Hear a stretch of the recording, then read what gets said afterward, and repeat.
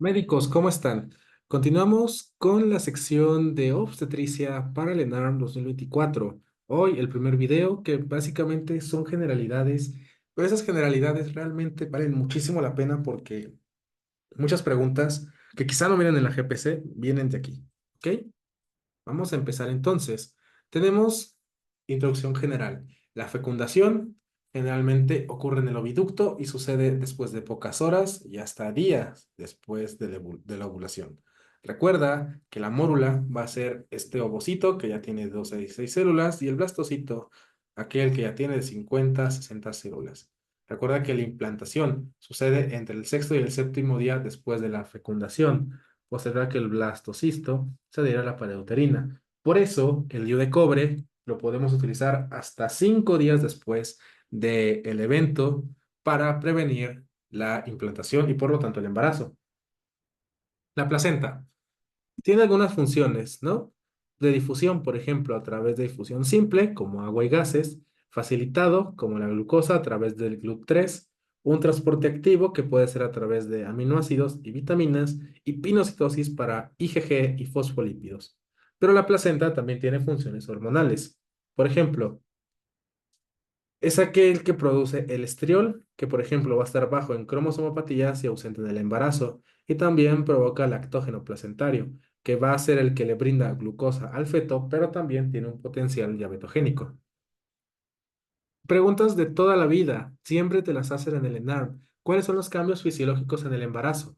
Anemia fisiológica o dilucional, metabolismo anabólico en el primer trimestre y catabólico en el segundo y tercer trimestre, hipotensión postural a las 20 semanas de gestación, soplo sistólico como S3, también es un estado de hipercoagulabilidad, de reducción de capacidad residual funcional a nivel pulmonar, pues obviamente por el útero, ¿no? Que pues, está obstruyendo. Alcalosis respiratoria, mismo caso. Reflujo gastroesofágico, mismo caso. Reducción de tránsito intestinal, mismo caso. Aumento de la tasa de filtrado glomerular, hidronefrosis fisiológica. Y recuerda esto siempre, el útero es palpable a las 12 semanas de gestación y el útero llegará a la cicatriz umbilical a las 20 semanas de gestación. ¿Ok? Ahora vamos a ver datos de diagnóstico del embarazo. Tenemos de presunción y de probabilidad, más no que sean, o sea, que no lo confirmen absolutamente, ¿ok? De presunción, tenemos un retraso en la menorrea de más de 10 días, náusea y vómito persistente e inexplicable, lipotimia o mareo que no tengan un origen cardiogénico ni neurológico. Datos de probabilidad de embarazo son los signos que estamos viendo del lado derecho. Chadwick, Noble-Boudin, Ladan, Oslander, Piscasek y crecimiento abdominal.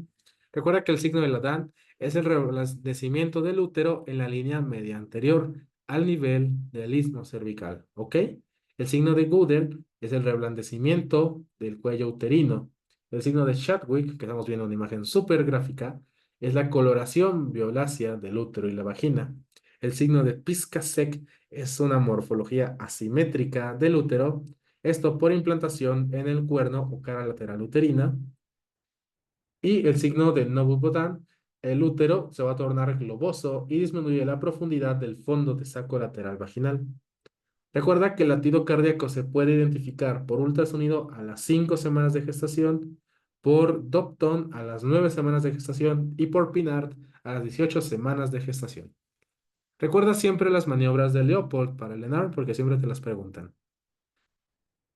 Y cada una nos va a ayudar también para las distintas y datos de la implantación del producto, ¿ok? Recuerda que la maniobra de Leopold, la uno, lo que nos va a ayudar es a determinar el nivel del fondo uterino, la forma del útero y nos va a decir cuál es la parte del feto localizado en el fondo del útero. Si lo palpamos duro y redondo, pues es la cabeza y entonces el bebé estaría de nalgas. Si palpamos irregular y blando, pues entonces estamos tocando tal cual las nalgas del feto y, por lo tanto, la implantación es cefálica. Entonces, la primera maniobra nos ayuda para ver la situación, que es la relación que guarda el eje longitudinal del producto con el de su mamá. Y el 2 es para definir la posición del feto, o sea, para dónde está la espalda del niño, para la izquierda o para la derecha. Eso es la posición. Relación del dorso fetal con el abdomen materno.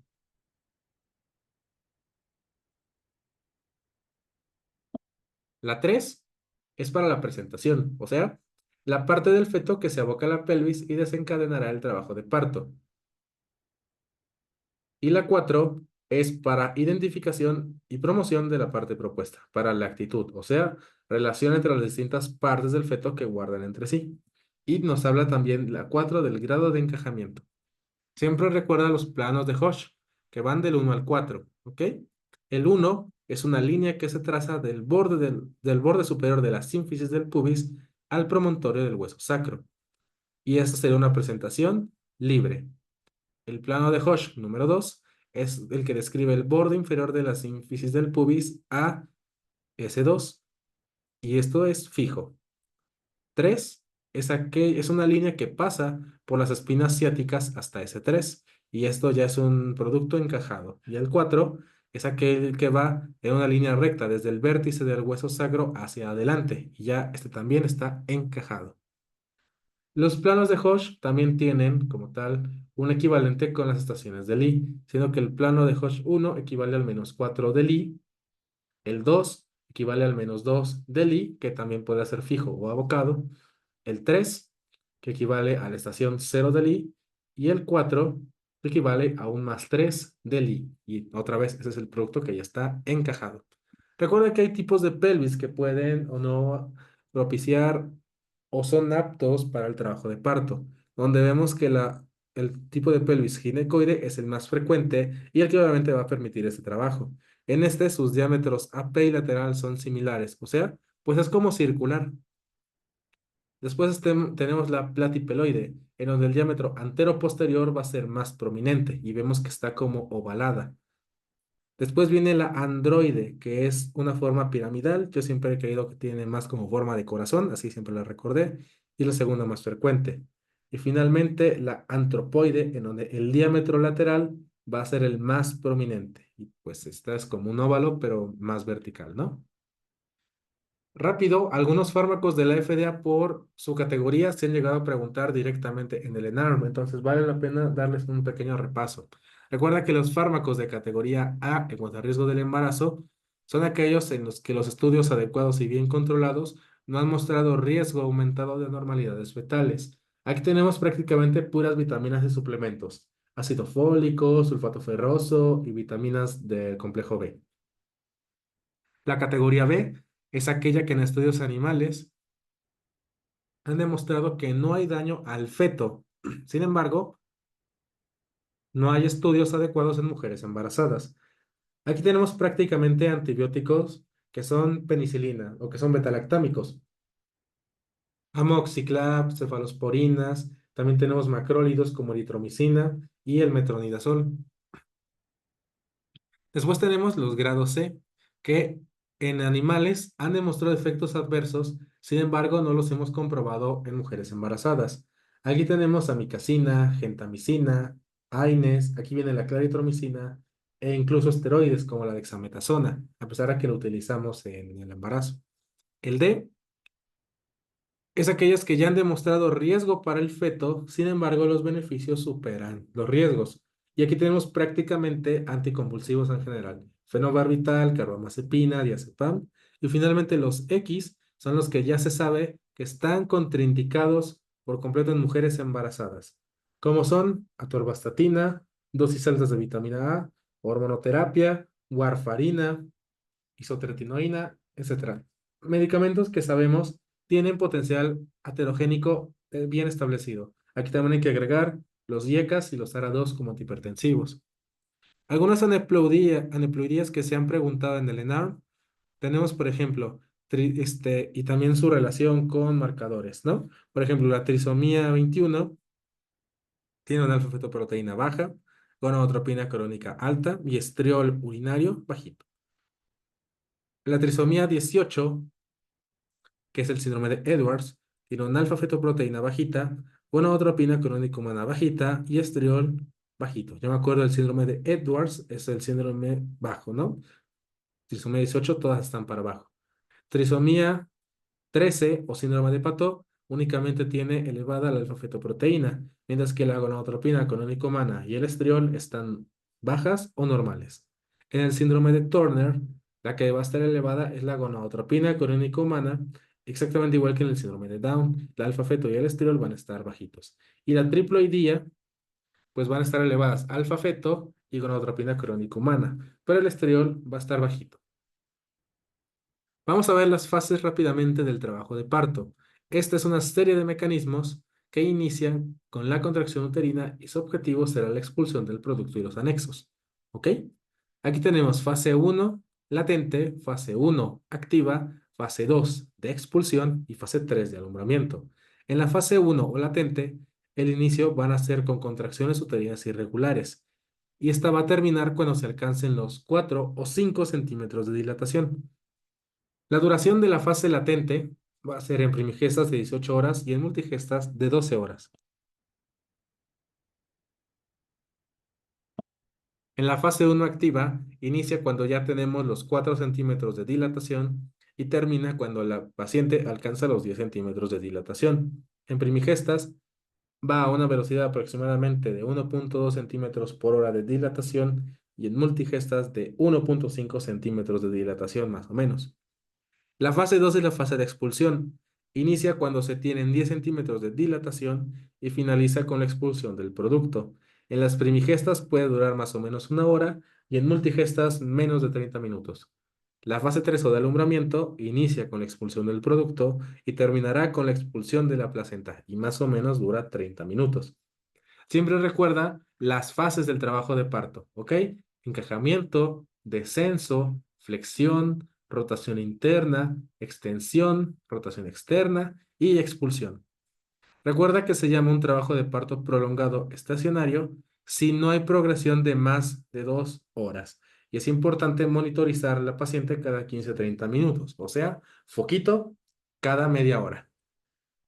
¿Qué nos dice la GPC? Hay que hospitalizar a las pacientes para vigilancia y atención de trabajo de parto cuando presenten contracciones uterinas y ya que sean de 2 a 4 contracciones uterinas en 10 minutos, que presenten dolor abdominal en hipogastrio y ya tengan cambios cervicales, o sea, borramiento cervical de más de 50 a 80% y una dilatación de 3 a 4 centímetros. ¿Por qué? Porque eso nos habla de que comenzó la fase latente. Vamos a hablar poquito de monitorización cardiofetal. Recuerda los valores normales y algunos puntos de corte interesantes. Las contracciones normales en una mujer van a ser de 5, van a ser, vamos a llamar bradisistolia cuando tenemos menos de 5 y taquisistolia cuando tenemos más de 5. La frecuencia cardíaca fetal normal es de 120 a 160 latidos por minuto. La variabilidad puede ser silente si no hay variabilidad en cuanto a la frecuencia cardíaca, mínima si la variabilidad es de 5 latidos por minuto, moderada cuando la variabilidad es de 6 a 25 y marcada cuando es de más de 26 latidos por minuto. Las aceleraciones se refiere a un aumento de la frecuencia cardíaca fetal de más de 15 latidos por minuto en un periodo de 15 segundos. ¿Ok? Y entonces vamos a ver los distintos patrones de monitorización cardiofetal. Estos son generalidades, no tienes por qué conocerlas de arriba abajo, solo saber que existen. La categoría 1 o la normal tiene una frecuencia cardíaca fetal de 110 a 160, 120 a 160. La variabilidad tiene que ser moderada, de 6 a 25 latidos por minuto. Las aceleraciones pueden estar presentes o ausentes. No tiene que haber desaceleraciones y únicamente en estos casos se recomienda continuar el monitoreo. El indeterminado o categoría 2 es aquel que, por ejemplo, tiene bradicardia, o sea, menos de 110 latidos por minuto, sin variabilidad, o que está taquicárdico, más de 160. La variabilidad ausente o puede estar sin desaceleraciones o puede ser una mínima, es decir, de unos 5 o una marcada de más de 25. Las aceleraciones debe presentar ausencia de aceleraciones inducidas tras estimulación fetal. Las desaceleraciones deben ser variables recurrentes con variabilidad mínima o moderada. Desaceleraciones prolongadas de 2 a 10 minutos. Desaceleraciones tardías con variabilidad mínima o moderada y desaceleraciones variables con otras características. La acción, evaluar e intervenir para regresar a la normalidad. Y una anormal ahora sí es la categoría 3 que está en rojo. ¿Ok? Aquí tenemos una frecuencia sinusoidal, o sea, sin variabilidad, que está planito, o que está en bradicardia, menos de 110. La variabilidad está ausente, las desaceleraciones son tardías recurrentes y la acción es intervención e incluso iniciar el trabajo de parto, porque ese bebé está sufriendo. Aquí tenemos igual otras, ¿no? Que son los dips o las desaceleraciones. Un dip uno es una desaceleración temprana y hay que mirar el dibujito, ¿no? Como vemos que sí, tiene una desaceleración, pero es uniforme y generalmente son por compresiones de la cabeza durante el trabajo de parto. Dos, cuando tenemos esta que es desaceleración tardía, o sea, vemos que no coincide con la contracción y esto puede provocar acidosis fetal por compresión de los vasos.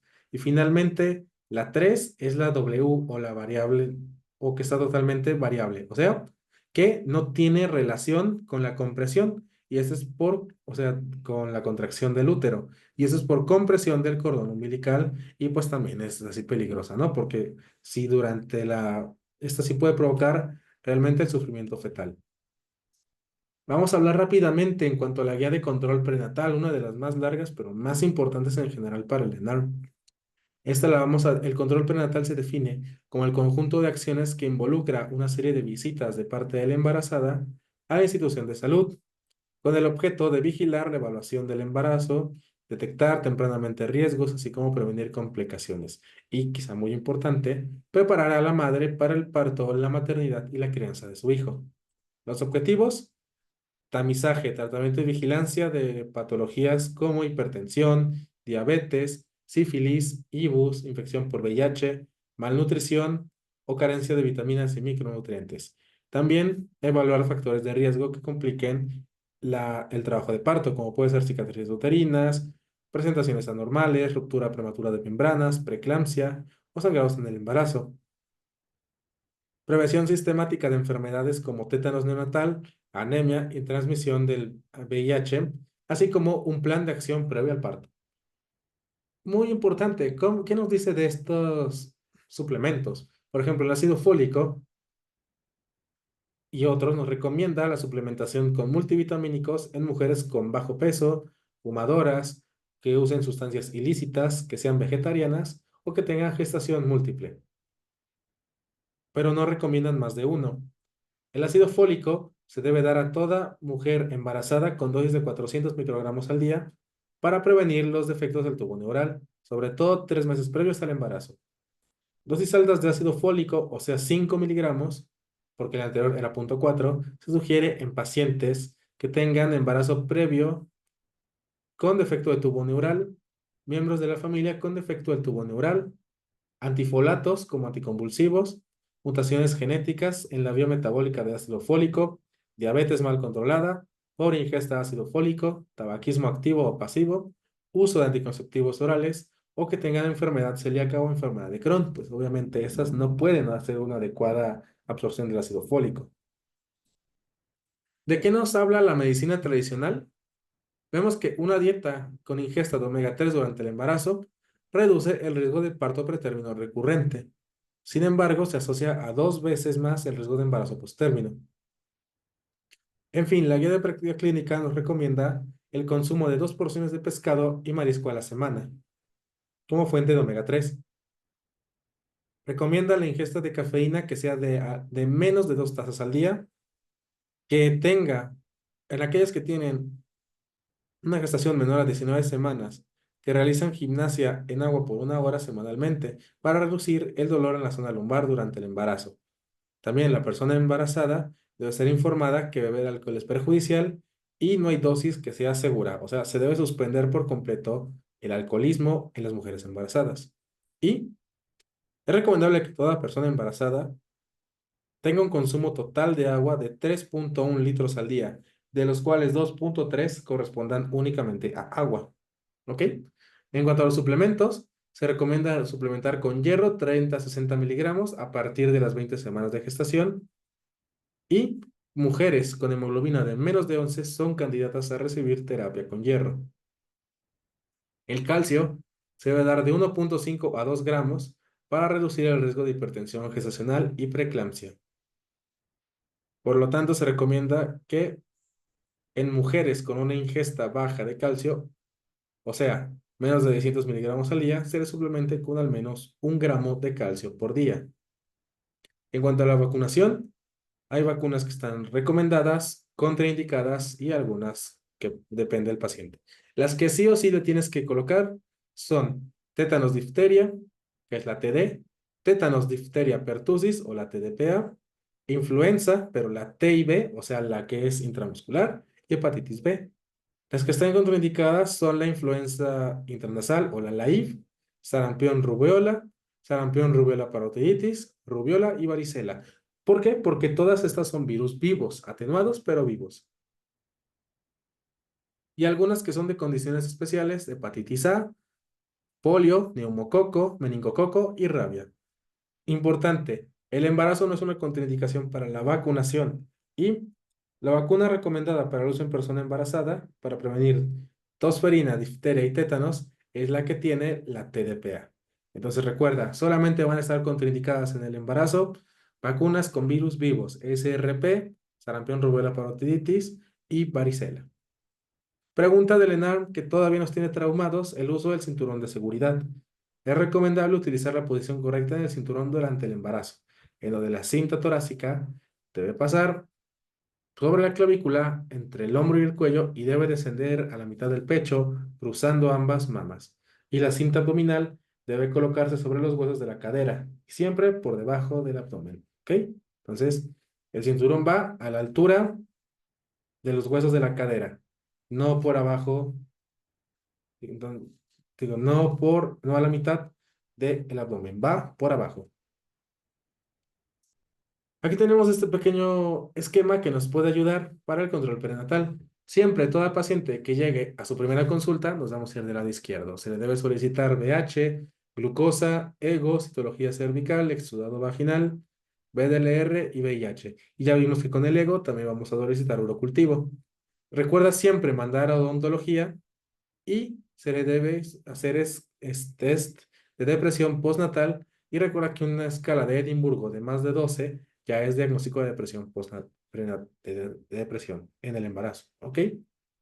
En la primera consulta nos recomienda que sea antes de la semana 13 de la gestación, donde se le va a realizar el primer ultrasonido de la semana 11 a la 13.6 semanas de gestación de preferencia, donde lo vamos a utilizar, uno, para confirmar el embarazo y dos, para detectar datos de aneuploidía. Siempre hay que valorar factores de riesgo para diabetes gestacional, o sea, una edad de más de 30 años, un IMC de más de 30, antecedentes heredofamiliares de diabetes y un aborto inexplicable. Se deben beber 2.3 litros de agua al día y máximo 2 tazas de café al día, ya lo habíamos mencionado. A partir de aquí, en cada consulta se le va a valorar la frecuencia cardíaca fetal, la altura uterina, los movimientos fetales, la tensión arterial, el aumento de peso y el índice de masa corporal. Siempre vamos a buscar datos de proteinuria, esto a través de la tira reactiva, y donde nos dice que una tira reactiva de más de una cruz se debe confirmar por recolección de orina de 24 horas para efectivamente diagnosticar una proteinuria importante y ver si nuestra paciente tiene o no riesgo de preeclampsia. Siempre suplementar con ácido fólico desde 3 meses antes. 0.4 miligramos a la población en general y 5 miligramos si ya tenemos antecedente de malformaciones o defectos del tubo neural o uso de anticonvulsivos. La segunda consulta se recomienda entre la semana 14 y 24 de gestación. El segundo ultrasonido, por lo tanto, se recomienda de la semana 18 a la 22. Es el ultrasonido que llevamos estructural y lo que va a buscar son malformaciones fetales. Aquí lo hace por medio de la biometría fetal, que va a valorar el diámetro biparietal, el diámetro abdominal, identificar anexos, estigmas y malformaciones. Recuerda que aquí se recomienda dar el hierro suplementario a partir de la 20ª semana de gestación. La tercera consulta se realizará de la semana 25 a la 28. Aquí es donde se nos recomienda realizar la curva de tolerancia oral a la glucosa, pedir una BH y una inmunoglobulina anti-D en caso de que haya discordancia en el RH. En la cuarta consulta se realiza de la semana 29 a la 34. Aquí se realiza el tercer ultrasonido, que se recomienda después de la semana 30 de gestación, donde es el famosísimo ultrasonido obstétrico. Aquí vamos a valorar restricción del crecimiento intrauterino y vamos a valorar justamente ese crecimiento y también valorar por medio de monitoreo cardiofetal, DIPS y el índice de ILA. Y aquí es donde realizamos tamizaje de preeclampsia. El último o la última consulta se recomienda después de la 34ª semana de gestación. Aquí se realiza un cuarto ultrasonido de forma opcional y justamente para el mismo monitoreo cardiofetal. ¿Ok? Y a partir de ahí, pues cada que lo requiramos. ¿Qué nos dice qué nos dice la literatura? ¿Qué nos dice tal cual la GPC? Y al final, ¿cuál es la recomendación de la norma oficial mexicana? Mínimo se requieren 5 consultas prenatales. La primera consulta se debe realizar antes de la 8ª semana de gestación por norma oficial mexicana y mínimo se deben realizar 3 ultrasonidos. Vamos a hablar también de aloinmunización. Recuerda que el riesgo de aloinmunización al factor RH en el embarazo después del primer embarazo es del 1,5% aproximadamente.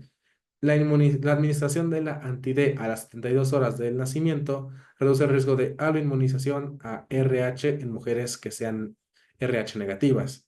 Y la persona embarazada RH negativa que no está isoinmunizada debe recibir anti-D antenatal a la semana 28 de la gestación, a menos que la pareja sea RH negativo y esté completamente segura de ello.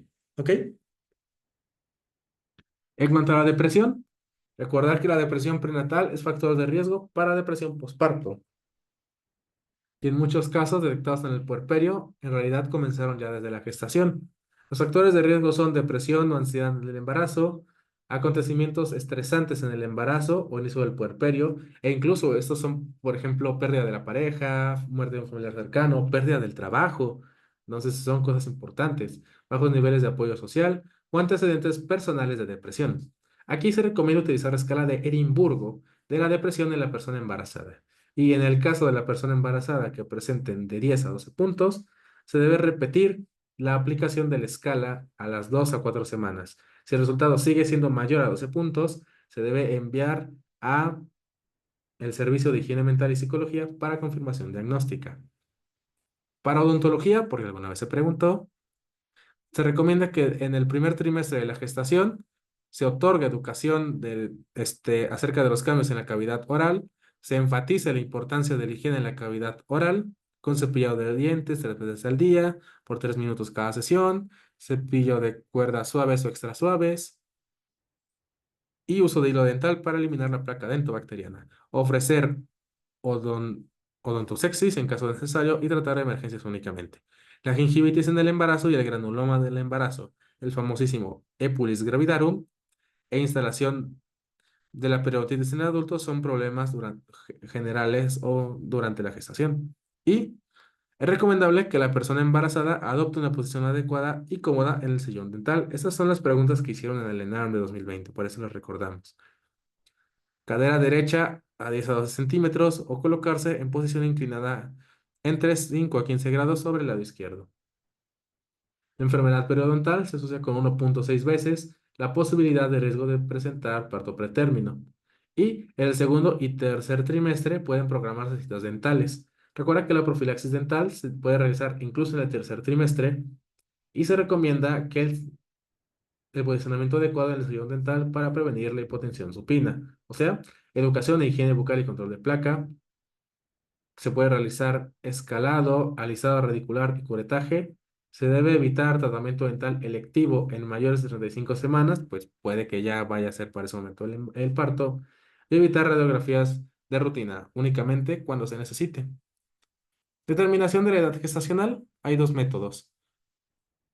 La historia clínica, utilizando el primer día del último periodo menstrual para calcular la fecha estimada del parto y el examen físico a través de la medición del fondo uterino. Para el primero, utilizando la FUM o la fecha del último periodo menstrual, se debe utilizar la regla de Negill, que vemos que es el método más común. Se calcula sumando 7 días al primer día de la última menstruación, más un año menos 3 meses. Esto cuando tienen ciclos de 28 días. Y nos da un ejemplo importante la GPC. Si la FUM fue el 20 de febrero, entonces la fecha probable del parto será del 27 de noviembre, ¿ok? Entonces, ¿por qué? 20 más 7, 27. Le sumamos un año, 20 de febrero de 2025, y le restamos 3 meses, febrero, enero, diciembre, noviembre. Ahí está. Como vemos aquí, primer día del último ciclo menstrual, más 9 meses, más 7 días, también es otra opción, ¿no? Al final es lo mismo. Y también aquí vemos justamente De acuerdo a las semanas del embarazo, la altura uterina. A la semana 40, la altura del útero cae por debajo de la semana 38, pues el feto presentado baja hacia la pelvis, ¿ok? Entonces, eso es algo curioso, ¿no? Que en la semana 38 va a estar aquí prácticamente debajo de la apófisis tifoides, pero a la 40, como se encaja más el niño, pues baja tantito. Pero lo importante es que a la semana 12 cruza la sínfisis del pubis, a la semana 22 cruza la cicatriz umbilical y a la semana 36 ya rebasa el borde costal.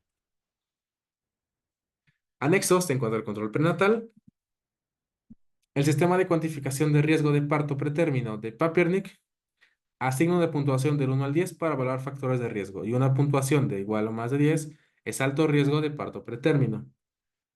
Ahora, se recomienda que el ácido salicílico de 80 a 150 miligramos al día en pacientes con riesgo de hipertensión en el embarazo disminuye el riesgo de preeclampsia. Sin embargo, esta tiene que iniciarse antes de la semana 16, pues si la iniciamos después se asocia a desprendimiento prematuro de placenta y antes de las 12 semanas a defectos congénitos de la pared abdominal. Entonces, si quieres iniciar terapia con aspirina para prevenir preeclampsia, tienes que colocarla de la semana 12 a la 16. Se sugiere el monitoreo de movimientos fetales de la semana 26 a la 32 hasta el término en la persona con embarazo y factores de riesgo perinatal adverso. Importante, ganancia de peso recomendada en el embarazo. Pacientes con bajo peso, o sea, IMC de menos de 19, deben ganar de 12,5 a 18 kilos en el embarazo y se les debe dar 40 calorías por kilo al día. Un peso normal, o sea, un IMC de 19,9 a 24,8, la ganancia de peso debe ser de 11 a 16,5, con un cálculo de 30 calorías kilo día.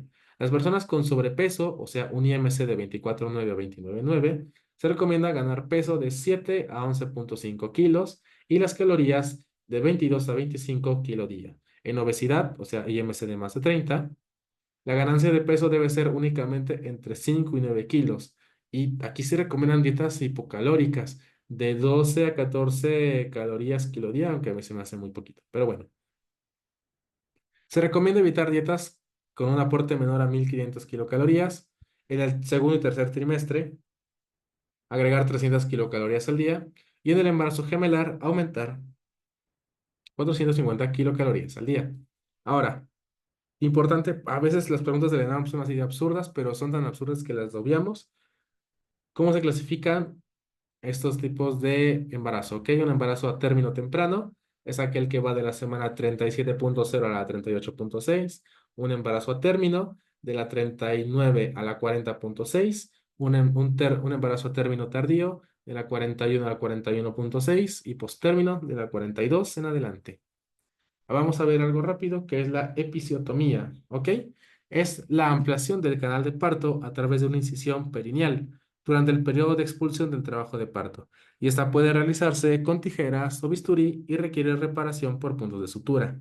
¿Qué nos dice la GPC? La episiotomía medio lateral puede ser preferible por o sobre la episiotomía media, y esta únicamente o en muy pocos casos se debe realizar. La episiotomía medio lateral debe realizarse con una angulación de 40 a 60 grados, como estamos observando aquí en la imagen, respecto a la línea media, para evitar extensión hacia el esfínter. La episiotomía media tiene mayor riesgo de extensión hacia el esfínter anal, o sea que provoca un desgarro de tercer grado, o rectal, un desgarro de cuarto grado. Las desventajas por la episiotomía mediolateral incluyen dificultad para su reparación, pérdida sanguínea y mayor incomodidad posparto temprana por la sutura. Indicaciones de episiotomía: cuando se requiere acelerar la segunda fase del trabajo de parto, así como en casos en que la laceración espontánea puede ser alta, cuando la frecuencia cardíaca fetal sea alarmante, también distocia de hombros y cuando se piensa que el cuerpo perineal es corto. Cuando está indicada la episiotomía, se prefiere la técnica medio lateral, pues, como vimos, disminuye la posibilidad de lesiones de tercer y cuarto grado y daño perineal. ¿Cuáles pueden ser las complicaciones de una episiotomía? Uno, que el médico continúe haciendo episiotomías. Dos, nuliparidad. Tres, inducción al trabajo de parto. Y cuatro, trauma perineal, que puede ser periodos expulsivos prolongados, distocia de hombros, parto instrumentado, fetos mayores a 4000 y variedad de posición occipito-posterior persistente.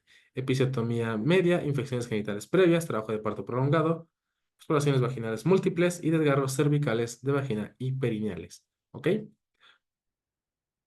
Donde también se recomienda generalmente sutura subdérmica continua. ¿Cuáles son los datos de infección de una episiotomía? Pues los de siempre, ¿no? Dolor en sitio de episiotomía, secreción purulenta, edema y fiebre. En caso de que tengamos infección por una episiotomía, se recomienda tratamiento con cefalosporinas de primera y tercera generación, o sea, cefalexina o ceftriaxona, pues tienen un amplio espectro y mínimo riesgo de reacción alérgica. O sea, a pesar de que pueden ser beta-lactámicos, la reacción cruzada con penicilina es muy bajita. Pero bueno, en caso de alergia a cefalosporinas, se recomienda utilizar clindamicina o eritromicina. En cuanto al hematoma, sospecha de hematoma puerperal ante la presencia de dolor, tumefacción vulvar, o edema e induración, o en su defecto tenesmo. Y en casos graves, cambios en los signos vitales por pérdida o sangrado. En caso de hematomas simples, manejar de forma expectante aunada al tratamiento inflamatorio. Y la aplicación de fluido local con hielo se indica para control de dolor en pacientes con trauma perineal postparto. En cuanto al desgarro, se hace únicamente por inspección directa del canal de parto y se debe utilizar la clasificación de Sultan para los desgarros, donde los va a clasificar del 1 al 4. Grado 1, solo se dañó la piel. Grado 2, daño a músculos perineales, pero sin daño al esfínter anal. Grado 3, daño a los músculos perineales que ya afecta al esfínter anal. 3A, cuando afecta menos del 50%. 3B, cuando afecta más del 50%. Y 3C, cuando afecta el esfínter anal interno. Grado 4, daño al perineo involucrando el esfínter anal completo e incluso el epitelio anal. Y una dehiscencia, pues es la apertura espontánea de la herida quirúrgica. Y en casos de absceso o dehiscencia de una episiotomía, se debe abrir la herida completamente, retirando las suturas, descartar fascitis con un desbridamiento, con limpieza de la herida al menos 2 veces al día, se recomienda antibiótico terapia y resutura cuando la herida ya esté libre de infección, celulitis y exudado y ya presente tejido de granulación. ¿Ok? Finalmente, último tema, la cesárea. Esta se define como un procedimiento quirúrgico mediante el cual el feto y los anexos ovulares se extraen después de las 28 semanas de gestación a través de una incisión en el abdomen y en el útero. ¿Ok?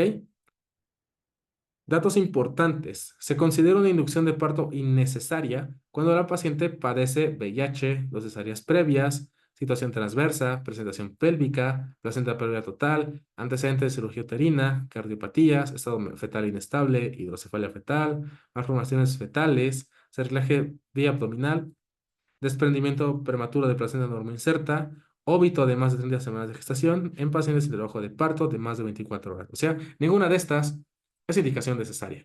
Ninguna. Se recomienda que toda embarazada con periodo intergenésico menor de 18 meses, la resolución obstétrica es así, sea por cesárea para disminuir el riesgo de ruptura uterina.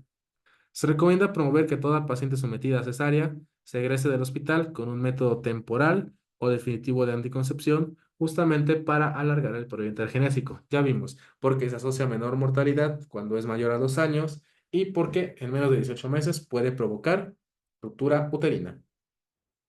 Trabajo de parto. No hay contraindicación con el antecedente de una cesárea previa tipo KER para ofrecer prueba de trabajo de parto.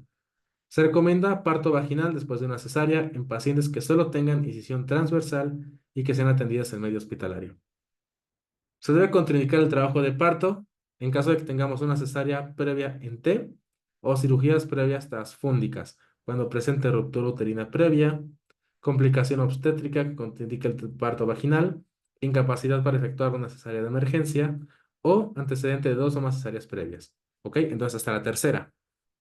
Se recomienda programar la cesárea desde la semana 39 de la gestación para disminuir la morbilidad respiratoria neonatal. En cuanto al manejo de dolor en la cesárea, la analgesia epidural se indica en la prueba de trabajo de parto vaginal después de la operación cesárea, proporcionando adecuado alivio del dolor. Y se recomienda la adición de un opioide anestésico local en la analgesia regional. Es recomendable la técnica epidural espinal para dar analgesia efectiva. Ahora, ¿qué podemos hacer en el preoperatorio? El uso de antiácidos o antagonistas H2 se indica para prevenir el riesgo de aspiración pulmonar y se recomienda el uso de precarga con solución cristaloide o fenilefrina intravenosa para prevenir hipotensión transoperatoria, aunque la carguita es mejor. Y la mesa de cirugía se debe inclinar 15 grados lateralmente, esto para reducir la hipotensión materna por síndrome de compresión aorto-cava. Finalmente, se recomienda un antibiótico de espectro limitado como cefalosporina de primera generación, o sea, cefalexina, para profilaxis en operación cesárea. En cuanto a la técnica, nos dice aquí que la incisión de Joel Cohen, o sea, 3 centímetros arriba de la sínfisis del pubis, se asocia con tiempos quirúrgicos cortos y menor morbilidad postoperatoria. ¿Dónde quedó la Fantasy? ¿Quién sabe? Pero bueno. Programar la interrupción del embarazo por vía abdominal realizando histerotomía corporal anterior-fúndica, nunca a nivel placentario. O sea, no se recomienda la tipo KER en pacientes con placenta previa y acretismo placentario. Y la ley general del IMSS indica que se deben dar 42 días previos a la fecha probable de parto y 42 días posteriores al nacimiento. ¿Cuáles son indicaciones absolutas? Ahora ha sido operación cesárea, o sea que nadie te puede refutar que decidiste hacer esa cesárea. Cesárea iterativa, presentación pélvica, sufrimiento fetal, retraso en el crecimiento intrauterino, desprendimiento prematuro de placenta, placenta previa, placenta de inserción baja, incisión uterina corporal previa, presentación de cara, prolapso del cordón umbilical, hidrocefalia, gemelos unidos, infecciones de transmisión vertical, o sea, VIH, embarazo pretérmino y condelomas vulvares grandes. Y por DCO, obviamente, ¿no? Y listo, médicos. Eso es todo por el video de hoy. Muchas gracias por acompañarnos. Comenzamos el bloque de obstetricia. Nos quedan todavía otros 3 videos, así que agárrense porque se viene fuerte. Muchas gracias por acompañarnos. Hasta la próxima.